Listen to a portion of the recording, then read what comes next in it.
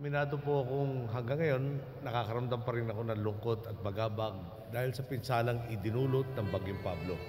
Tulad ng nababalitaan natin sa mga pahayagan, radyo at telebisyon, maraming binawian ng buhay, marami pa ang nawawala at malaki rin ang napinsala sa ari-arian at kabuhayan ng ating pong mga kababayan. Nang binisita po natin ang mga lugar na tinamaan ng bagyo, halos madurog po talaga ang ating puso sa kalunos-lunos nilang kalagayan. Hindi po sukat akalain ng marami sa kanila na darating ang ganoong katinding unos sa kanilang buhay.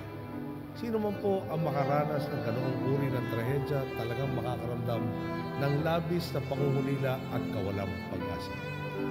Subalit sa mga ganitong sitwasyon, sinusukat ang katatagan natin bilang isang bayan. Sa ganitong pagkakataon natin binabandila ang tunay na diwa ng bayanihan na tatak ng ating lahi. Dahil sa Bagyong Pablo, tumingkad ang pagkalingat malasakit natin sa isa't isa. Pinaigting nito ang ating pagkakapit-bisig upang lampasan ang nagdaang trahedya.